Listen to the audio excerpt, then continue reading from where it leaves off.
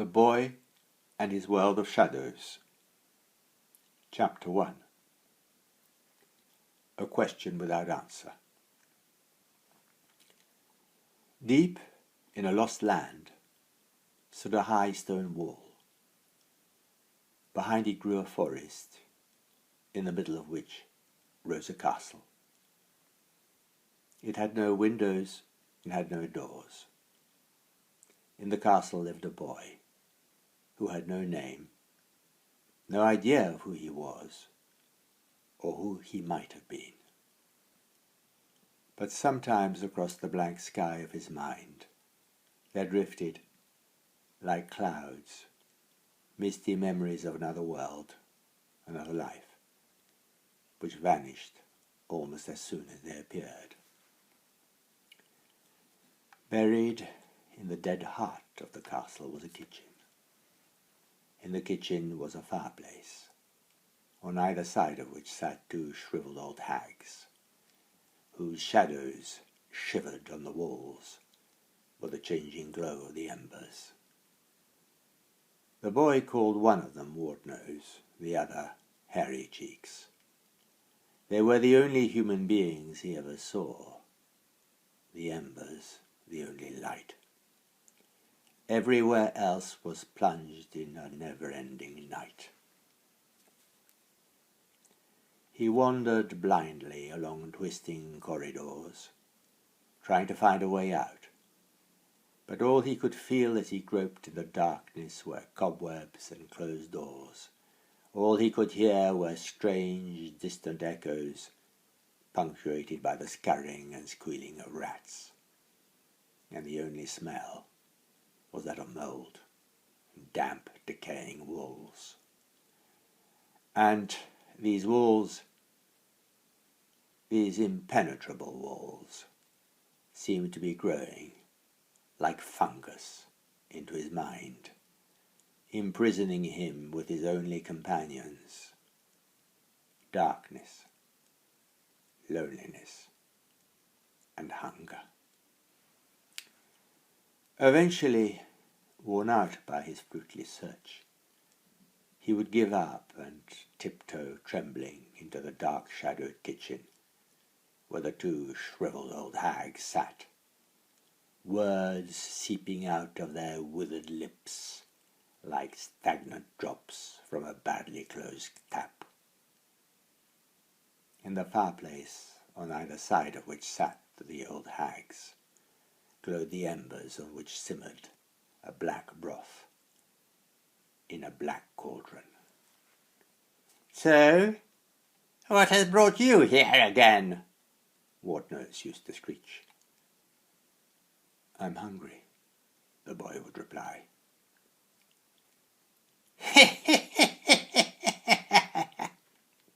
Hairy Cheeks snickered. "That boy says he's hungry."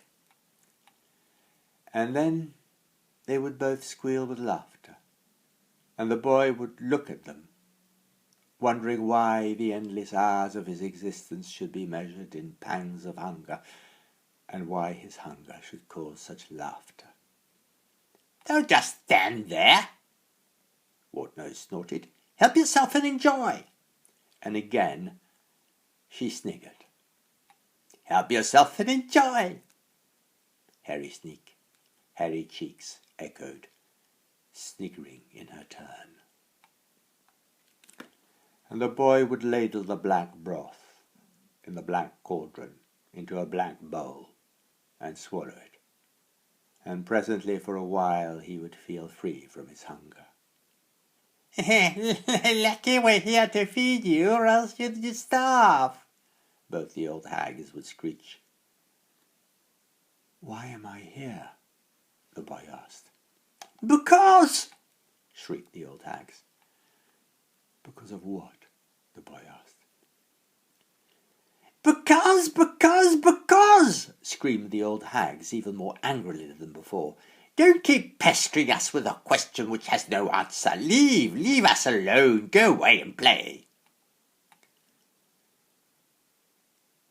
And so the boy would wander off, wondering why the same question, the same answer, the same scene should be repeated every time his hunger drew him back to the kitchen, the embers, and the old hags with their shadows shivering on the walls.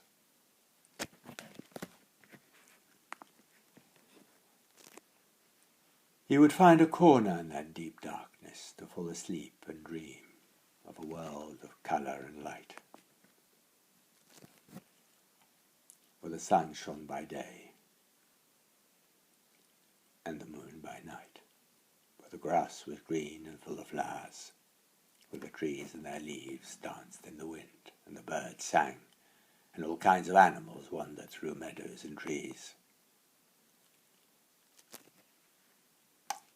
And he would wake up from the world of colour and light, wondering whether such a world as he had dreamt existed beyond that dream, and longed to fall asleep again and dream such dreams forevermore. Once awake, however, his dreams fled into that never-ending night, and he would feel sick at heart.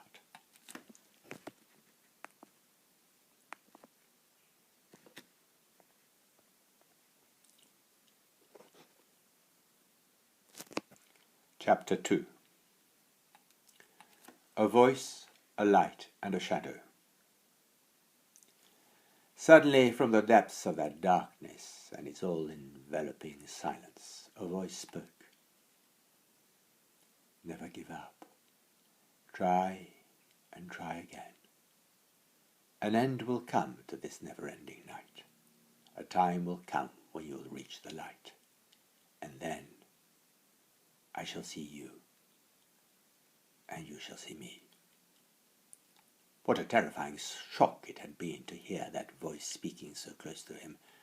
The only voices he could remember ever hearing before were the shrill, rasping voices of the two old hags, whose words cut into him like the sharp blades of knives. His first reaction had been to run away. But he stayed still where he was, for the words kept echoing in his mind. Never give up. Try and try again. An end will come to this never-ending night. A time will come when you will reach the light, and then I shall see you, and you shall see me. More important, however, even than the words, was the sound and feeling of the voice. Warm, gentle, loving even. "Who are you?" he asked. But there came no answer, and the boy wondered whether the voice had come from within him, or whether it came from outside, whether it was real or imagined, and whether it mattered, which it was. The important thing was to believe, and not to repeat his question in the belief that no answer was to be found in that darkness without light, and that if he managed to feed his belief, his will would grow until he found what he sought. In the deep, unbroken night which followed, night swallowing night, whenever his spirit sank, the voice would whisper the same words, lighting up a fleeting flicker of hope, which would lead him back again along those black tunnels, in search of a way out of the walls around and within him, until it gradually started to die, leaving him with his inseparable companions of darkness, loneliness, and hunger. Then suddenly, in the course of his wanderings, he caught sight of a faint, flickering light, no longer just an image of hope within his mind, but outside it and in the far distance. He ran towards it, but the faster he ran, the faster it fled, until suddenly, like a candle caught in a gust of wind, it was snuffed out. He stopped, breathless and miserable, threw himself on the damp ground, and burst into tears. This happened time and time again. At last he decided he would not run after the light, As soon as he caught sight of it, he stayed still and stared, waiting, wondering, hardly daring to breathe, while a strange sense of excitement started to grow within him, which he could not understand and which seemed to be without reason. As he gazed, however, the light, far from fleeing into the night, became brighter and seemed to be drawing closer to him.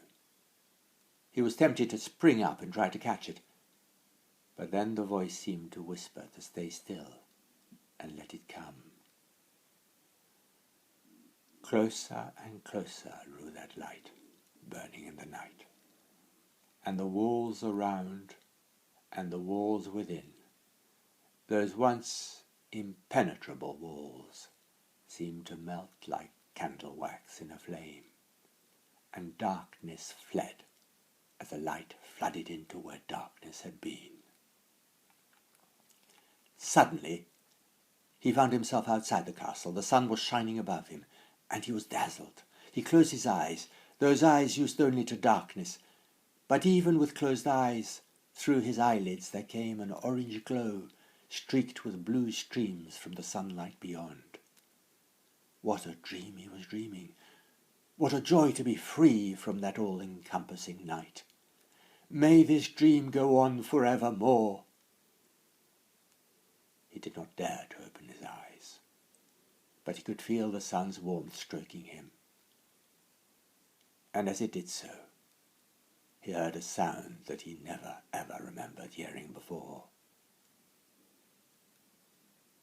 The sound of laughter. The sound of his own laughter, breaking like a wave over the night's shores of darkness in which for so long he had lived. He opened his eyes and saw, high above, the golden sun, and stretching in front of him trees with branches and leaves shimmering and whispering in the breeze. A magical world of light which flowed into him, filling his whole being with the light.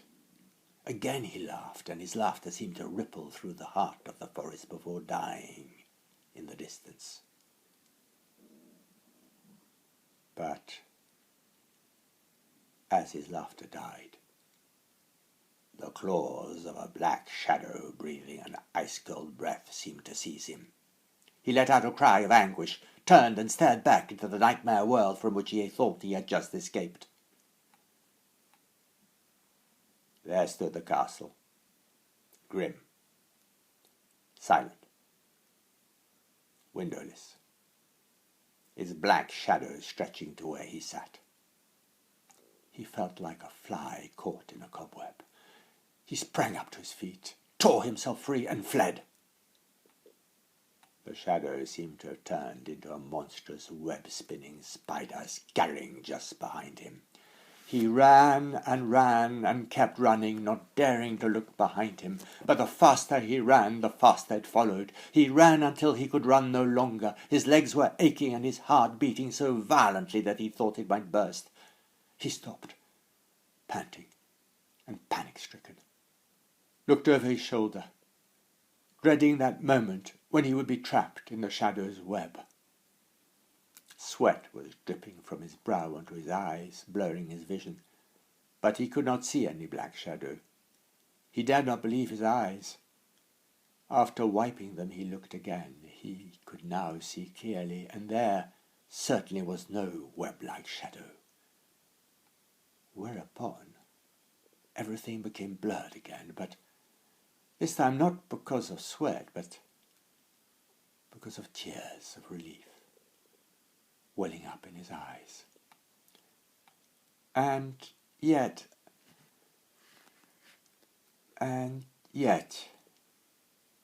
he could still feel some sort of an unseen presence close by. His instinct was to run away again, but then he thought it was no use. Whatever it was, he would never be able to outrun it. There was no escape. But if it were not the castle's web-like shadow, what could it be? And Why was it pursuing him, if indeed it was pursuing him? Or was it just his imagination? He then remembered how when he was in the castle he had run after a distant light which always vanished until that moment when he had decided to stop running, to stay and stare, to wait and ponder. It was in stillness, perhaps, that his eyes could see what could really be seen, and his ears could hear what could really be heard. He sat down on a fallen tree trunk and looked and listened.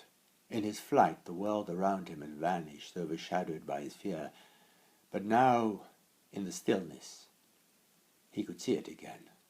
The sun was shining behind him, warming his neck and shoulders, as it had when he sat just outside the castle, and again its warmth seemed to flow down into his veins, to the very tips of his toes, driving away the last shadows of fear. He gazed at the trees, and gazed at the grass, and gazed at the flowers in the grass, and he felt at peace. Surely this was no dream.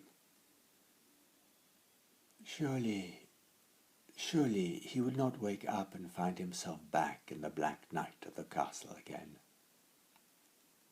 Then, just growing from his feet in front of him, he saw a shadow, which at first brought back the memory of the sinister shivering shadows of the two old hags in the kitchen buried in the dead heart of the castle. But then, even more frightening, there reared up in his mind that ghastly nightmare of the castle's cold black shadow from whose web he had only just escaped. Yet again he felt the urge to run away, but instead he stared at the shadow just in front of him, and presently he had a vague feeling there was something strangely familiar about it.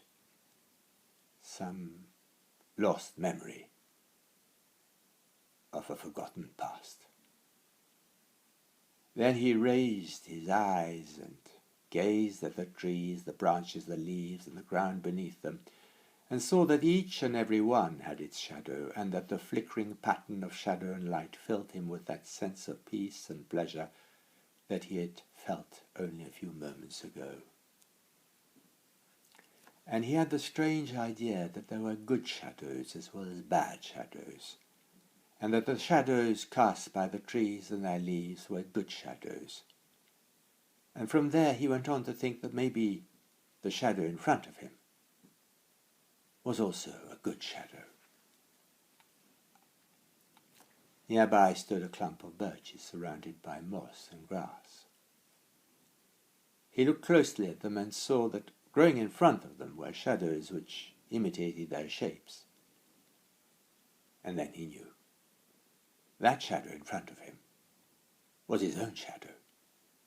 In the darkness of the castle, he had never seen his shadow, and it had never come into his mind that he might have one. He stood up, and the shadow stood up. He raised his arms, and the shadow raised its arms.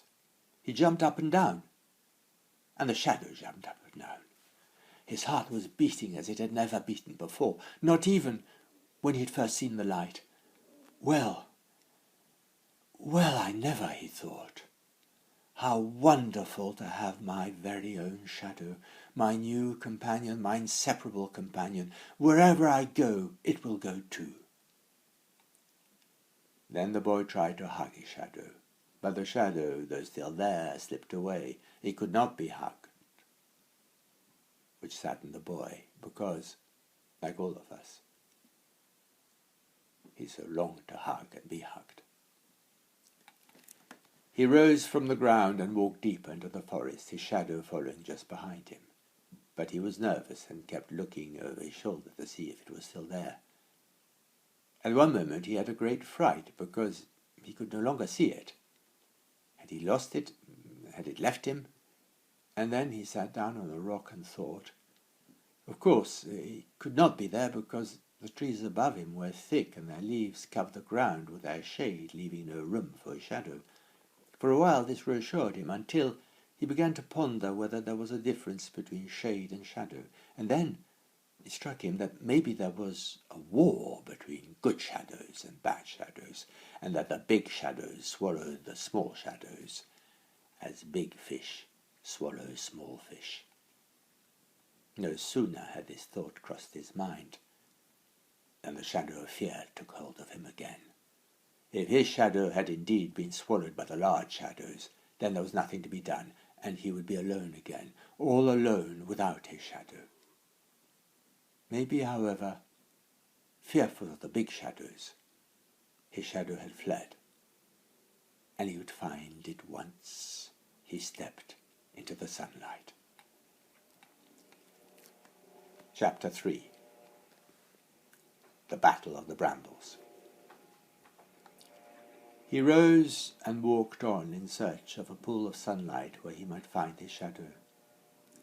The trees, however, were closing in on him, their thick canopy of leaves casting a sea of shade on the ground. Then he came to a stretch of woodland where many of the trees had fallen or been felled, and instead of trees there grew walls of brambles and bushes whose thorns clawed at his face, neck, arms, and legs. He was so desperate to try to find his shadow that he fought on through them until one of the shoots of the brambles, as vicious and cruel as barbed wire, twisted around his feet, throwing him down. Too exhausted to rise, he lay where he had fallen, on a pocket of grass. After a while, however, he managed to free his bleeding feet. The sun was sinking, and he heard a sound which brought a smile to his lips, and for a while he forgot the loss of his shadow and the pain from all the scratches that he had suffered. He wondered what it could be, that sound of life, that sound of hope, that song of life, that song of hope. And then he remembered the dreams he had dreamt in the castle. He had dreamt of birds singing, and in his dreams he had known what birds were. How could that be? How could he have any idea of what the world outside the castle was like, unless he had lived or dreamt another life? And what was the difference between living and dreaming? Was life but a long dream, within which short dreams were dreamt? And one travelled from one dream into another. Such were the unanswered questions which passed through his mind while he listened. Then night fell, and so did the birdsong. Some way away he heard large beasts howling, and his blood ran cold. Better the squeaks of those rats in the castle, he told himself, than the howling of the wild beasts. He huddled up, trembling where he lay, his hands tucked between his legs, too afraid to sleep, while terrifying thoughts twisted and turned in his mind, like the thorn-covered shoots of brambles. At long last, however, he was so exhausted that he dozed off.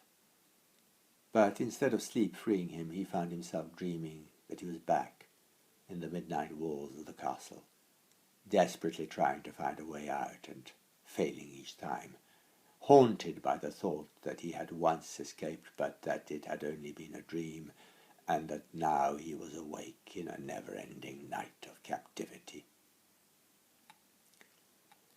He awoke well before dawn with a heavy heart and a hungry stomach.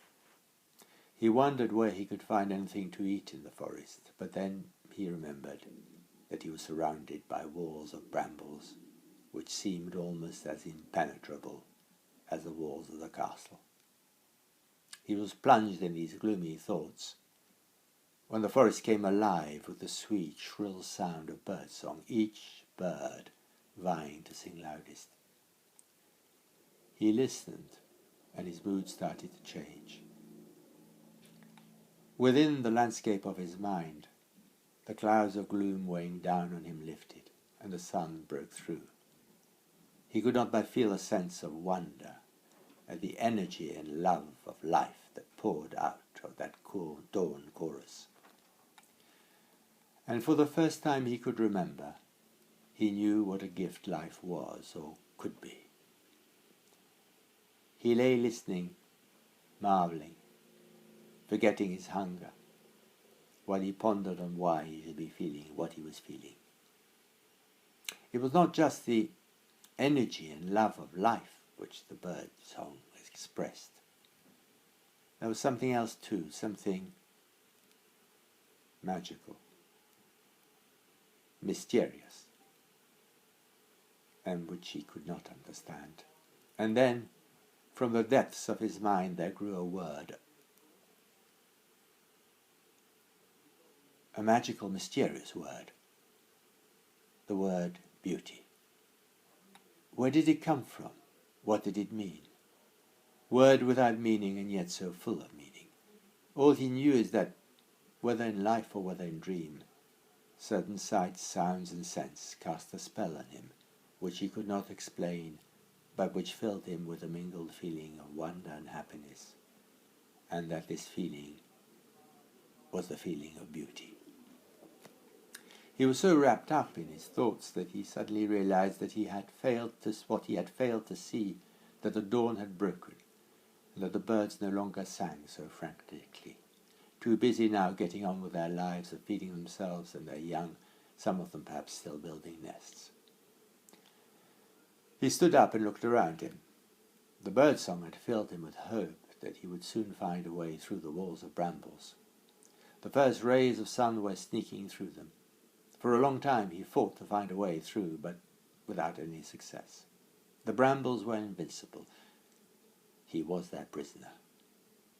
And, besides that, hunger.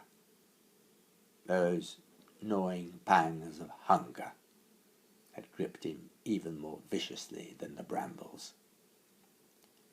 "I am hungry," he moaned. "I am hunger." And he felt angry at his hunger, angry at the spiteful brambles, angry at the injustice of life, and he swore and stamped on the ground beneath and punched at the air around. "I am anger," he cried, "and I am hunger, and I hate life." Chapter 4. The Unknown Voice. It was then that inside the raging turmoil of his being he seemed to hear a voice, whispering persistently as a breeze blowing through the leaves of trees. "You silly Billy," whispered the voice. "Calm down, sit, look, listen, think. Those brambles are not impenetrable. If you found a way through to where you are now, there must be a way out, however hard and painful it may be." "Who are you?" the boy asked, repeating the same question that he had asked in another life, which seemed to him so long ago, back in the darkness of the castle. "You promised that when I reached the light you would show yourself, and so far you haven't. It's not fair. You've broken your promise." There came no answer from the voice, only silence. The boy sat down, pondered over the words he had heard, and started smiling. Despite his hunger, despite the anger he had felt a moment ago. "Silly Billy," he murmured, still smiling. "Well, I never knew I had a name. I quite like it. It has a pretty ring to it, and how nice to have a name at last, even a silly name. It's certainly better than not having any name at all. Makes me feel as though I'm no longer living in a dream, as though I really am what I am." Now that he was sitting and no longer frantic, he looked around him and presently saw a passage where the brambles were less thick, and wondered how he had not seen it before. He rose and fought his way through them. At long last, scratched, bleeding but triumphant, he walked out into a sun-filled glade where he caught sight of his shadow just in front of him. It had become very long and thin because the sun rising behind him was still low, and he felt sorry for his shadow. "You must be as hungry as I am, my poor shadow," he cried. And like the first time he had seen it, he felt an irrepressible urge to hug it. He ran towards it, but as he ran, the shadow ran, his head always just out of reach. And then the boy stopped and burst out laughing. "What a silly Billy I am," he cried. "I really do deserve my name. Of course I can't hug my shadow. It's only dark hair, isn't it? And even I know that you can't hug air." "Yes, you really are a silly Billy," a voice muttered just by him, quite loudly. The boy almost jumped out of his skin with fright. He looked around, but there was no one there. "I am certainly not made out of dark air," the voice continued, sounding a little nettled. "I make myself out of you and the light around you." The boy was still looking around and still could not see anyone, could not see from where the voice, close though it was. He was baffled, a little afraid. The truth can be so close to one's nose and so obvious that sometimes one fails to see it, because it goes against all our expectations.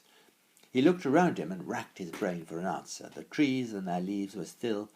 The world seemed to be holding its breath. Then came the sound of laughter. You're the greatest silly Billy there ever was," cackled the voice. "I'm your shadow, of course, and of course I cannot be angry. I cannot be hungry, as I am not made of flesh and blood. It's that low slanting sun which makes me long and thin. Presently I'll be your size, and then I'll grow small and fat as the sun rises overhead, and when he's right on top of us, I'll disappear altogether. But only for a while. It's all a matter of where you stand in relation to the sun, or where the sun stands in relation to you." The boy was astounded and embarrassed at how slow he had been in understanding that the voice came from his own shadow. These feelings, however, fled as quickly as wind-swept clouds. He was overjoyed at the discovery that his shadow had a voice. And then he grew very pleased with himself and giggled. He, with the sun, was the creator of his shadow, his very own shadow, he and the sun. "How wonderful!" cried the boy, and he started dancing up and down, singing in his shrill voice, "I can talk to my shadow, and my shadow can talk to me." And the shadow danced and sang with the boy, "I can talk to you, and you can talk to me." After a while the boy was breathless, so he stopped dancing and singing, as did his shadow. "Well, I'm glad you can hear me," said the shadow. "Most people don't notice their shadows, let alone hear them. They're all too busy. But you're learning to look and listen, so you can see and hear what is to be seen and heard." The boy felt so happy to hear this praise that he pretended not to have heard it, so that he might hear it repeated. "Oh, what did you say, shadow?" he asked. And the shadow, smiling to itself, repeated the praise, and the boy was even happier. The shadow allowed the boy to bask a while in his happiness, before muttering, as if to itself, "There are two things I find very annoying."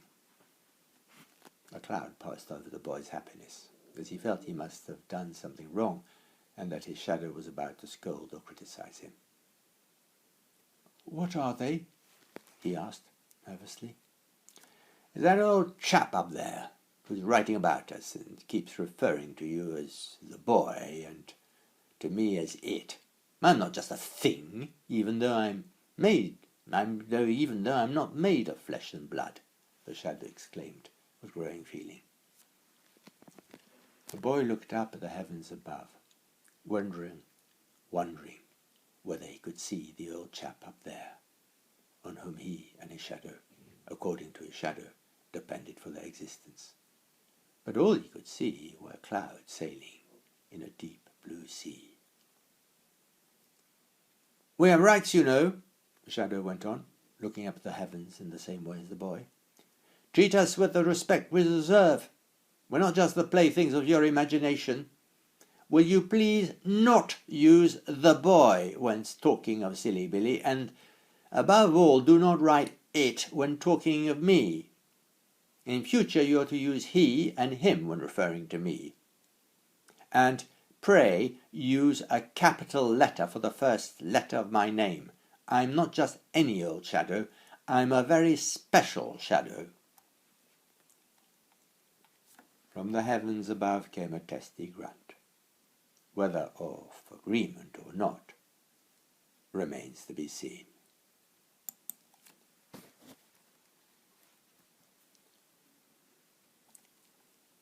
Chapter 5. The Deep Dark Shadow. His mind had been so taken over by meeting his shadow, as well as with his conversation with his shadow, that Silly Billy had forgotten his hunger, but now it came back with a vengeance. It felt like a rat gnawing away in his stomach, and what made it even more unbearable was a sweet and delicious fragrance which came wafting into his nostrils.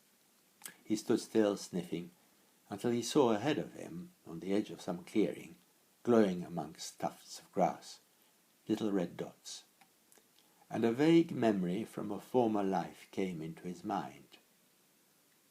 Strawberries. Wild strawberries. And he and his shadow ran towards them.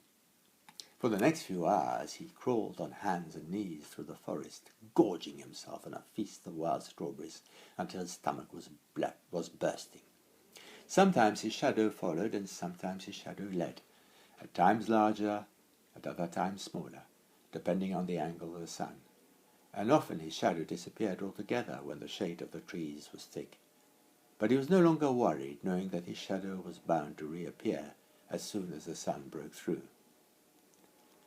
Presently he noticed amongst the trees in their deep dark shade what he took to be a deep dark shadow. "How's that?" he asked, a little anxiously. "Why, that's a dog," his shadow answered. Silly Billy's mind had grown so tuned to seeing everything around him as shade, shadow, and light, that at times the whole of life seemed but an image of shade, shadow, and light, lacking in any solid reality. He screwed up his eyes and focused on the shape, and then he could see quite clearly, as it slipped in and out of pools of puddles of light, what it was indeed. A dog. A real dog of flesh and blood, but above all of fur, thick black fur, thick black silky fur, which shone each time the sun caught it. It had a magnificent bushy black tail, which it held high and triumphantly, like the banner of some conquering army. Silly Billy in his shadow watched the dog while it wandered around, its nose glued to the ground, sniffing and eating wild strawberries. Sometimes it would squat, have a pee, and then vigorously scratch the ground, looking very pleased with itself. At other times it burrowed the ground in search of some buried bone or other such savoury morsel. The dog had a clear sense of purpose, and did not trouble its mind about what was real or not real. The touchstone of all reality was sight, smell, and sound. In other words, it seemed a sensible dog. Then suddenly, and for no apparent reason, the dog started doing something very odd indeed, quite mad, in fact. First it took hold of a twig, tossed it in the air and caught it. This it did several times. Then it started to frisk round and round in circles, chasing its tail. It looked so different from the serious and grown-up dog of a moment ago in search of smells and food. Could it really be the same dog? Faster and faster danced the dog, faster and faster swung the tail, always just out of reach. What a funny sight! Silly Billy could not help giggling until he realized how he also had tried to catch and hug his shadow, and how anyone watching would have laughed at him, as he was now laughing at the dog. Maybe there was no such difference between him and the dog. Maybe the dog had the same relationship with its tail as he had with his shadow.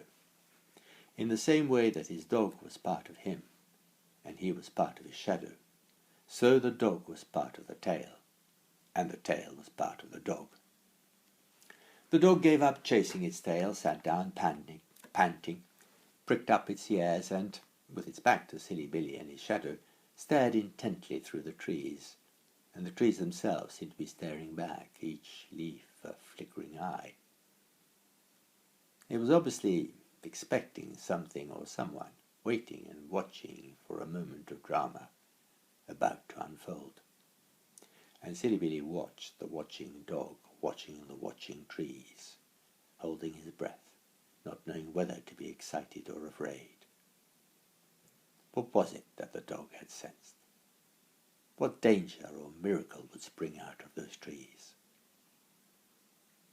The suspense grew. And then, as mysteriously,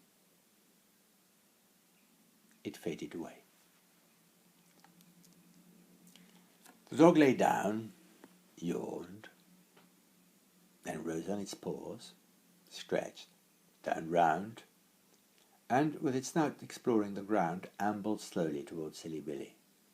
As it drew closer, he could see that it had what looked like fine chestnut-coloured socks and chestnut-coloured little bib on its chest, as well as markings of the same colour on either side of its snout. But what most surprised him was that just above its beautiful black eyes it had two other eyes which were also chestnut-coloured, but of a slightly lighter tinge. A four-eyed dog. This was no ordinary dog. It could surely see what ordinary eyes could not see. Yet it still had not seen Silly Billy. Suddenly the dog noticed him, gave a frightened yelp, and seemed to be about to run off with its tail between its legs before changing its mind. Its black eyes stared straight at him for a while with a fixed and steady stare, measuring him up and down, and then its attitude changed. Slowly it approached, curling its snout and revealing its fangs. For a moment he was afraid that the dog was about to savage him, but then he realized that the dog was gently wagging its tail, its head bowed in submission, and that the teeth, far from being a sign of aggression, were a token of friendship. And a vague memory came to his mind, how human beings also showed their teeth when they wished to show friendship, and for a moment he felt puzzled at this strange behaviour, until his mind turned back to the approaching dog. It was only when the dog had drawn very close to him that he realized that what he had taken to be chestnut-coloured eyes were really two round eyebrows. He came right up to Silly Billy, smiling, and nuzzled up against his legs as though he were a long-lost friend, and as it did so, he was filled with bliss as intense as when he'd first known his own shadow. He began stroking it, and the dog continued smiling and wagging its tail. And as he stroked it for the first time he could remember, he felt the thrill of touch, the thrill of touching a soft, warm, and friendly living being. "I wish he could talk," Silly Billy said to his shadow. "Of course he can talk," his shadow replied. "Why shouldn't he talk? All living things talk, but they talk in different ways that for the most part are never heard." "Quite right," the dog said, still wagging its tail. "I can indeed talk as well as you can, maybe even better. But a lot of my talking is done through my tail, my ears, my eyes, though I can also bark, whine, and growl if necessary." And Silly Billy was overjoyed. 2 beings with whom he could talk, and 1 he could stroke. The world now seemed so soft, full, friendly, and happy. "What's your name?" he asked. "My name is Poppy," replied the dog. "And what's yours?" "Silly Billy," he replied. That's a funny sort of name," Poppy said, using her snout to nudge Silly Billy, who had stopped stroking her. "Please go on stroking me, as I like it very much, and it's the very first time I've ever been stroked." "And it's the very first time I ever remember stroking," Silly Billy confided. And then he asked the dog what she was doing in the middle of the forest, all on her own. So Poppy told him the story of her life so far, how she was born on a farm in the mountains. Her master was a shepherd. When she was still a puppy, he trained her to round up sheep. Each time she made a mistake, he grew angry, shouted, cursed, and beat her. For a year or 2, she put up with it. One day he fell asleep, leaving his lunch pack just by him. It was just too tempting. As always, she was very hungry. So, before he woke up, she scoffed the whole lot up, saucisson, cheese, and bread. And on waking up, he saw what had happened. He shouted, swore, and grabbed his stick. She knew what she was in for, so off she fled. She did not stop running for days, so scared was she that he would catch her and beat her to death. "Poor Poppy," Silly Billy cried. "You had almost as bad a time as me." And then he told Poppy about his former life. Poppy felt sorry for him, but the 2 points where she pricked up her ears were the mention of the broth he ate and the rats that infested the castle's corridors. She was disappointed that he could not give a full description of the taste of the broth, apart from saying it was nasty. She was equally disappointed that he had not enjoyed chasing the rats. Apart from eating, she told him, there was nothing more important in life than chasing after rats, cats, and squirrels. "You know something," she said, cocking her head, staring up straight into his eyes. "We could have a great time, you and me, chasing rats, cats, and squirrels. What I find most frustrating is not being able to have to fly or climb trees after cats, rats, and squirrels. But I dare say you could do the climbing for me and drive them down. What a dream team we could be, you, me, and your shadow, and of course as well as mine." Silly Billy smiled, patted her on the back, and rising to his feet said, "We'd better get going." "Where to?" Poppy said. Silly Billy replied that he wished to go as far away as he could from the castle and the life he had lived there. And so the 3 friends, or should I say the 4, because we should not forget Poppy's shadow, who, by the way, never ventured to speak, bark, or yelp. Like people, there are talkative shadows and silent ones, set off, Poppy trotting in front, tail high, ears pricked up and twitching, her black nose quivering, dead set on capturing the exciting sounds and smells that wafted in from all sides. Chapter 6. Piercing shrieks of distress.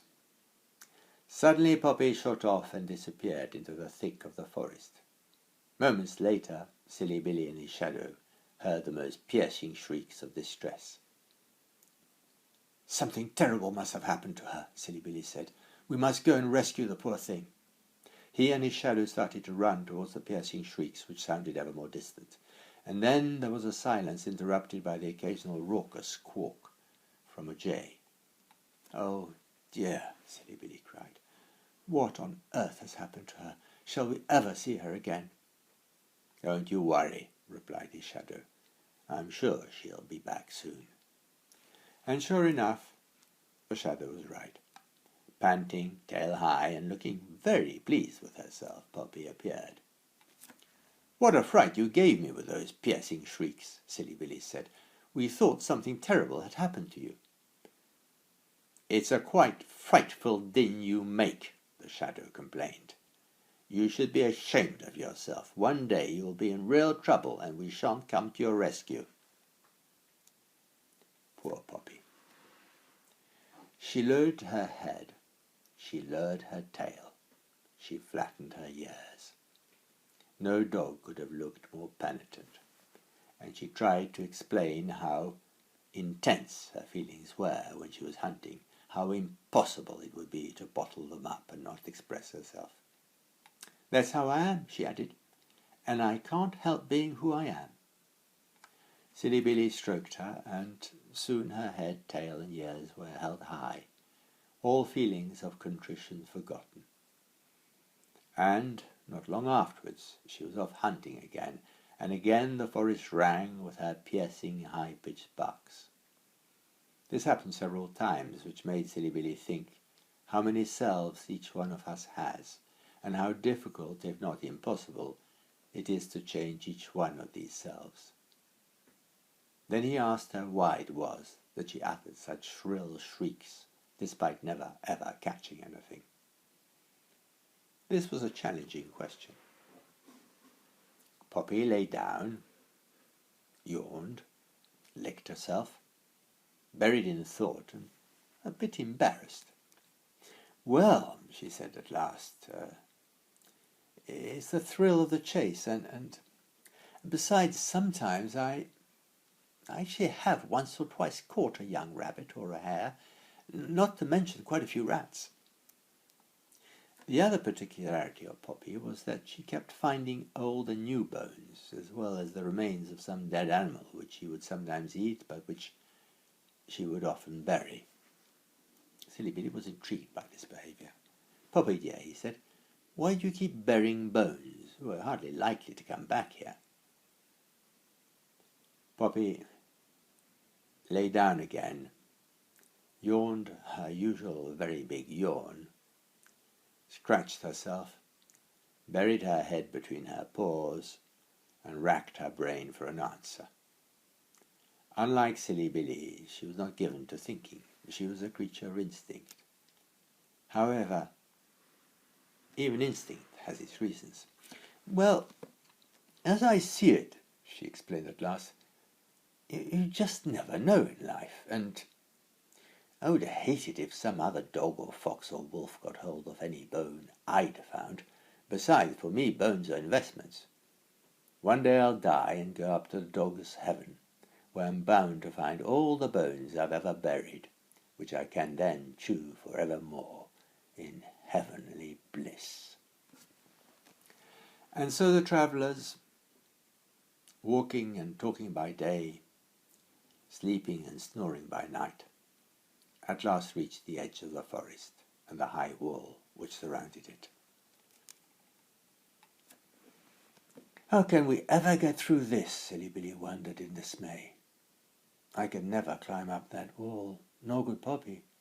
I thought I was free, and now I see I am not." Chapter 7. The Hag Vultures. Just as this thought had crossed his mind, he heard a familiar screech which made his blood run cold.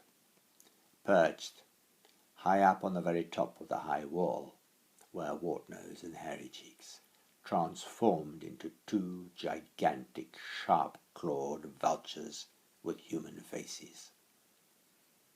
"You thought you got away from us," they screeched, "but you'll never get through this wall. You, your shadow, and the dog's shadow will go round and round without ever finding a way out. And then you'll die of hunger, and we'll pick your bones clean." Silly Billy shuddered. What a terrible, terrifying nightmare. Poppy, trembling, her ears flattened, her tail folded between her hind legs, drew as close to Silly Billy and his shadow as she could, and whispered that she knew a way through the wall, as this was how she had come in not so long ago, and that, moreover, it was not all that far away. Then, very bravely, she stepped forward just in front of Silly Billy and his shadow. Meanwhile the hag vultures flew above, their shadows circling around Silly Billy and his companions. Suddenly, the hag vultures dived down, screeching, "We'll gouge your eyes out with our claws." Silly Billy grabbed a big stick that happened to be lying just by him. With claws outstretched, Wartnose was about to dig them into Silly Billy's face, when he swung the stick around and hit her hard, plumb in the middle of the huge wart on her nose. And at that very same moment the shadow and the shadow of the stick struck Hairy Cheeks on the hairiest part of her cheeks. Letting out blood-curdling screeches and screams, both hag vultures fled. But so did Poppy, who until that moment had been so very brave. The memory of how the shepherd used to beat her with his stick was so vivid, had so traumatized her, that she could not help herself. She disappeared into the depths of the forest. Silly Billy and his shadow called and called, but for a long time there was no sign of her, and they grew ever more worried, wondering whether she would ever come back, fearing she'd gone for good. At long last, however, Poppy returned, tail still between her hind legs, ears flattened, jaws curled in a submissive grin. As soon as Silly Billy and his shadow saw her, they both gave her an ecstatic welcome. And soon, all fear forgotten, Poppy turned into a different dog, a dog of love and joy. She threw herself at Silly Billy, as did her shadow on Silly Billy's shadow, and gave Silly Billy a slapping big lip on his lips, as did her shadow on Silly Billy's shadow. Their celebrations, however, were brief, for they feared another attack by the hag vultures, and they longed to find freedom on the other side of the high wall. So Poppy and her shadow led the way, followed by Silly Billy and his shadow, and very soon they came to the breach in the wall. But their hearts sank when they saw, perched on either side of it, the hag vultures, with their shadows stretching across the way out. "You'll never get out alive," they both squawked. "You may be able to hit us with sticks, but our shadows will get you." "Don't you believe them," said Silly Billy's shadow with a voice which boomed like thunder. "We have beaten you once, and we shall beat you again, but this time neither you nor your shadows shall escape. We have the invincible hope of a life of freedom." No sooner had the thunder of the shadow's words died away than with the last screech of rage the hag vultures fled back to their dark-shadowed kitchen, buried in the dead heart of the castle. And just as suddenly the travellers found themselves on the other side of the wall, free at last, gazing at a landscape of gentle hills, of woodland and meadow, of rivers and lakes, and in the far distance high mountains with snowy peaks. Silly Billy did not dare to believe that what had just happened had really happened. He feared that he would wake up shadowless and find himself a prisoner again, deep in the bowels of that never-ending night. Bewildered by the startling turn of events, his mind full of unanswered questions, he looked over his shadow. He looked over his shoulder, back at the wall rearing behind him, and the gap through which they had escaped. Why had the hag vultures given up so quickly? It did not make sense. How was it that the two old hags, who had seemed like two statues glued to the pedestals on either side of those dying embers in the kitchen and the heart of the castle, had turned into those vulture-like monsters? Why had they been so determined to stop him from escaping? Was it because they themselves were prisoners? And if so, of whom? Of themselves, perhaps? And are we not all prisoners of ourselves? He was roused from his thoughts and unanswered questions by a sharp nudge on his thigh.